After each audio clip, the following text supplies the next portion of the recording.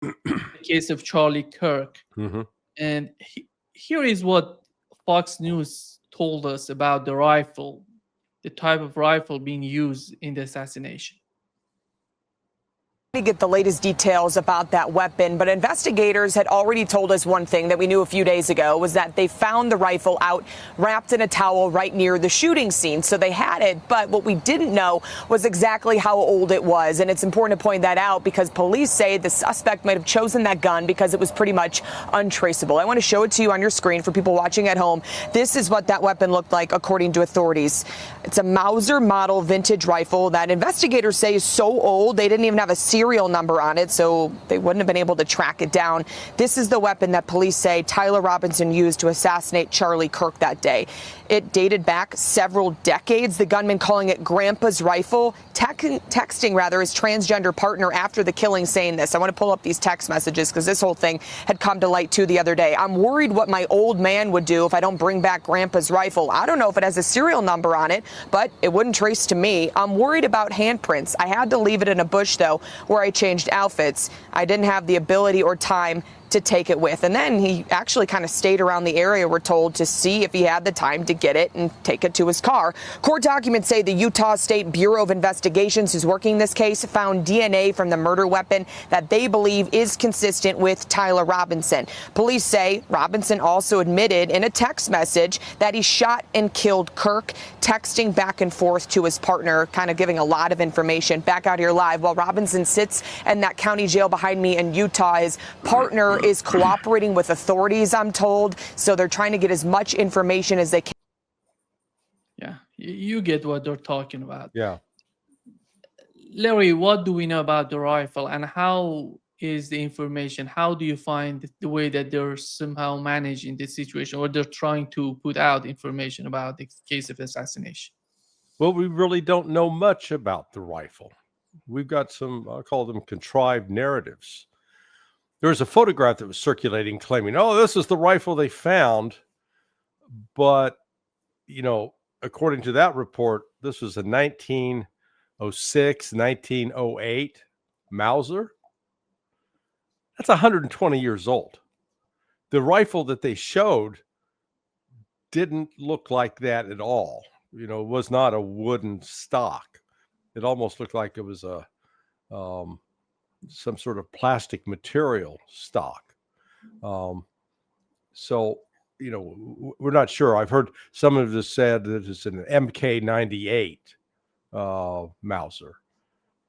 And another friend of mine, Ryan Dawson, had claimed that, oh yeah, that you could collapse that stock, fold it over to reduce the size of the gun. Well, I've been all over scouring the internet for such an image. I can't find it.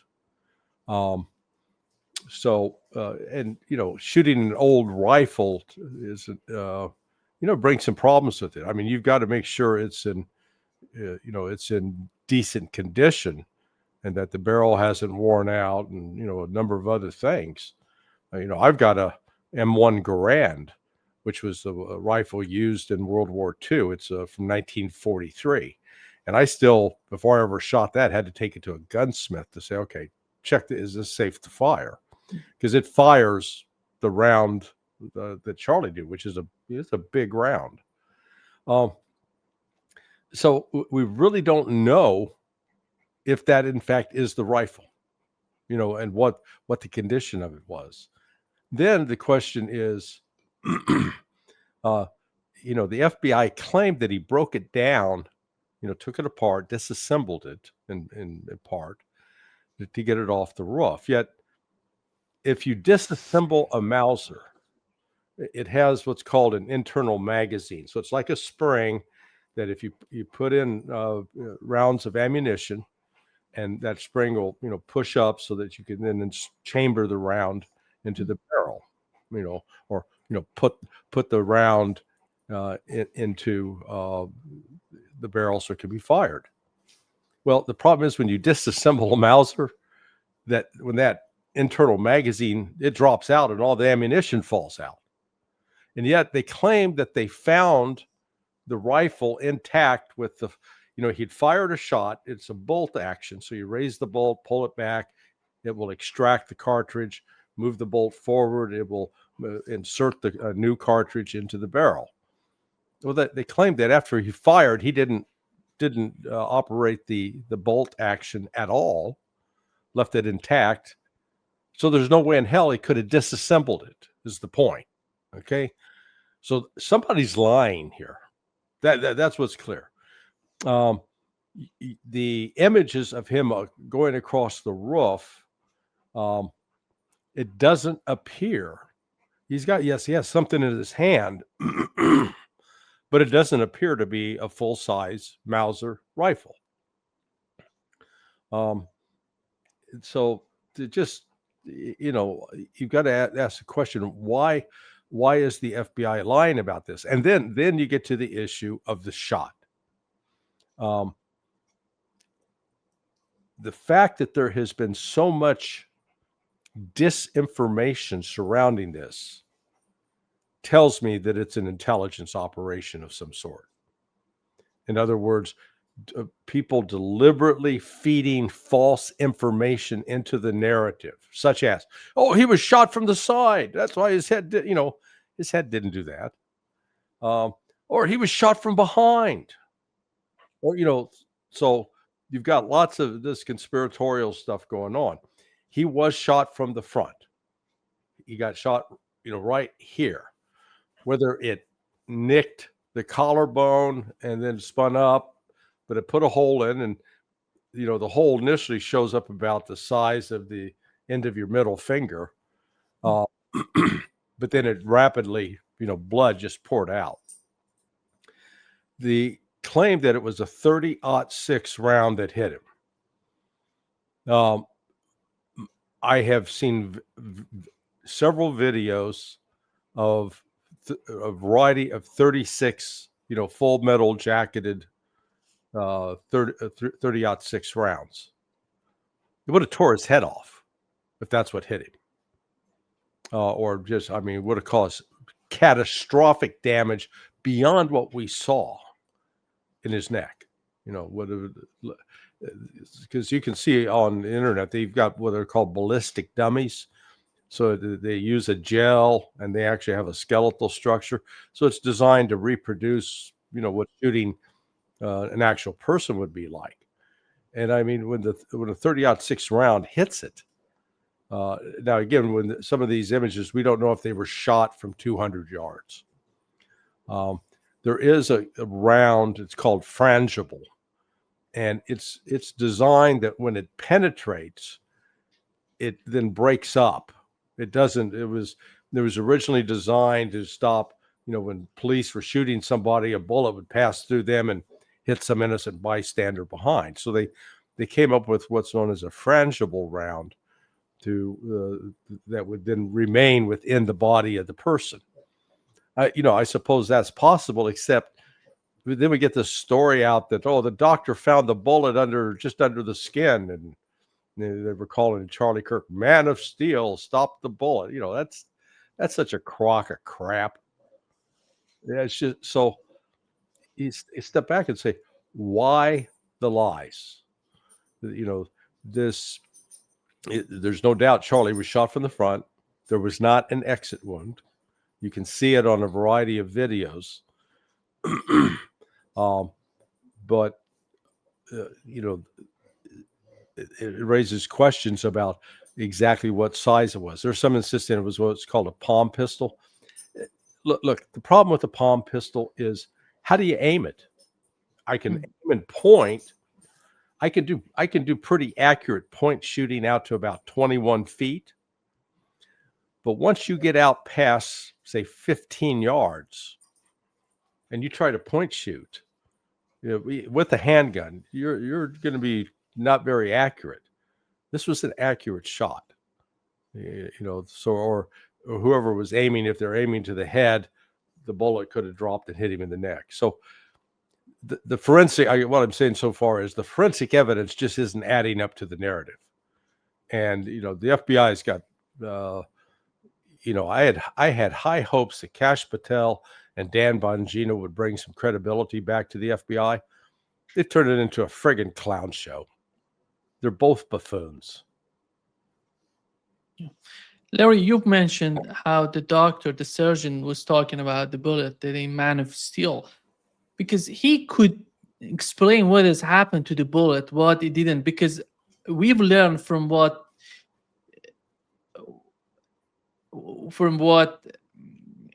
Candace Owens told us, that she saw a footage from backside. Uh-huh. She sees that there is nothing going on when you look at the look at the scene from the Right. back. And why is that the position? You see no blood, you see nothing coming out in that direction.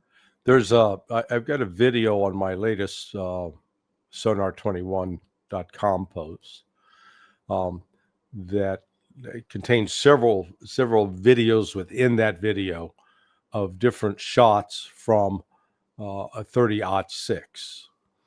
There's one that uses a full ballistic dummy, head, chest.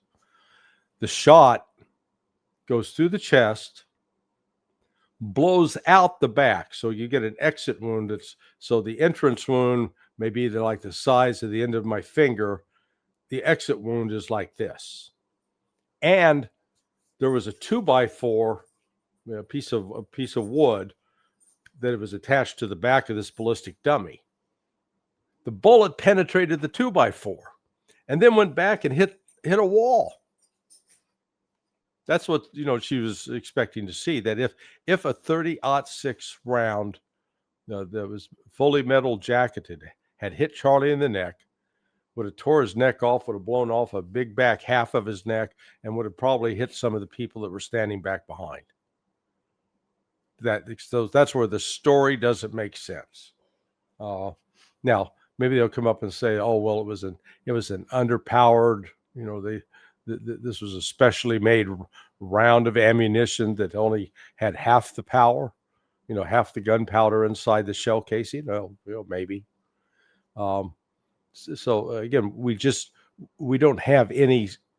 The information they've put out is misleading, and beyond that, we don't have any good information other than to say what we know about the performance and the characteristics of a 30-06 round are not evident in what we see with Charlie Kirk. He gets hit. He does this real quick movement he gets hit from the front. It's the physics of you're hitting low enough on the neck, the head's going to move forward. You hit me in the forehead, my head's going to go back. I mean, you can just do it to yourself with pressure. You hit yourself from the side, But if I hit myself here on the side of the neck, your head does different things. So you need to look carefully at what's going on. But, the fact that he said he found the bullet under the skin, it doesn't make sense. Yeah. The other thing is the text messages between Tyler Robinson and his love. The whole thing is so amazing because he's coming. Yeah, because the whole story that he comes from a conservative family and then he goes in a relationship with a transgender guy, and the text messages between the two, it seems that two people 50 years ago are talking to each other. It's somehow amazing. Just looking at 22 years old, these are pretty young people talking to each other the way that 50 years ago people were talking to each other. Yeah, what's his name? Lance Twiggs or something like that. Yeah, there's a real problem with the text messages put out. Number one, they don't have date timestamps, so it's not like they've been lifted off of a phone. Some have speculated that this was an AI generated conversation.